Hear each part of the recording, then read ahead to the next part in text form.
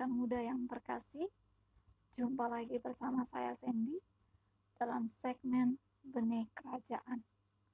Alkitab berkata dalam Injil Matius pasal 5 ayat 16, demikianlah firman Tuhan, demikianlah hendaknya terangmu bercahaya di depan orang, supaya mereka melihat perbuatanmu yang baik dan memuliakan Bapamu yang di surga.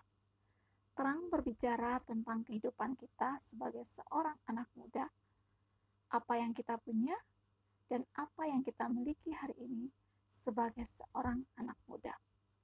Percaya di depan orang berbicara tentang dampak dari apa yang kita miliki sebagai seorang anak muda, dampak yang dapat memberkati orang lain, dampak yang bisa mengubah orang lain menjadi lebih baik, tetapi lebih daripada semuanya, dampak membawa orang lebih dekat kepada Tuhan. Nah, untuk menjadi anak muda Kristen yang membawa dampak, maka tentunya akan ada hal-hal yang perlu diperhatikan. Yang pertama, belajar. Sama seperti seorang yang mau sukses dalam studi, karir, pekerjaan, usaha, dan bisnis, mereka pun akan banyak menghabiskan waktu untuk belajar. Belajar mengenal dunia pendidikan yang digeluti, belajar mengenal karir dan pekerjaan yang dijalankan, tetapi juga belajar untuk mengenal dunia usaha dan bisnis, apa saja keuntungan dan kesulitan apa saja yang akan ditemui. Semua hal ini dilakukan agar dapat membawa dampak bagi diri sendiri, keluarga, maupun untuk orang lain.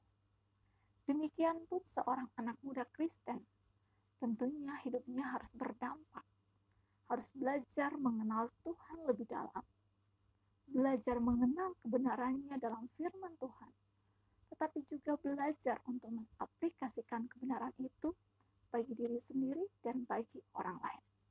Kenapa demikian? Agar kehidupan anak muda yang dirusak oleh musuh karena pergaulan yang bebas, narkoba yang merusak mental, dapat Tuhan pulihkan lewat hidup yang memberi dampak bagi orang lain. Yang kedua, bertumbuh. Dalam dunia pendidikan akan ada yang namanya jenjang pendidikan, di mana seorang akan memulai pendidikan tentunya dari tingkatan yang paling rendah, mulai dari jenjang TK, SD, SMP, SMA, atau SMK, dan melanjutkan pada jenjang yang lebih tinggi lagi. Kenapa demikian? Karena setiap jenjang pendidikan memiliki tingkat pengetahuan yang berbeda. Mulai dari yang belum bisa menulis, belum bisa membaca, bahkan sampai pada jenjang di mana mereka bisa menghasilkan karya bagi orang lain. Demikian pun seorang anak muda Kristen harus memiliki pertumbuhan iman agar dapat membawa dampak bagi orang muda lainnya, baik dalam lingkungan sekolah, teman kampus, teman rekan kerja, agar dalam setiap hasil pekerjaan yang diperoleh, di sana nama Tuhan dipermuliakan. Hal yang ketiga adalah berbuah. Dalam pertumbuhan sebuah tanaman yang akan sangat dinanti-nantikan oleh tuannya, hasil daripada tanaman tersebut. Demikian juga studi dan pekerjaan yang akan ditunggu dan dinanti adalah hasil dari jenjang pendidikan. Apakah membuahkan hasil dan nilai yang terbaik, atau hasil dari sebuah pekerjaan yang akan mendapatkan posisi yang lebih baik.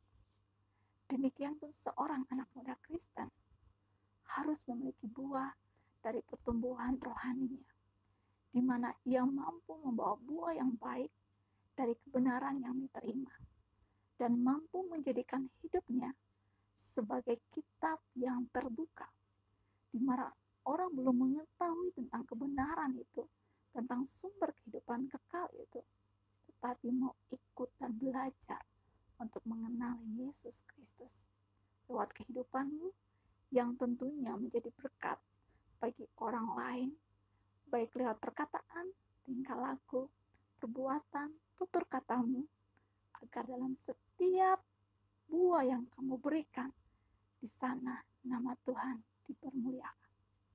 Demikian, Tuhan Yesus memberkati.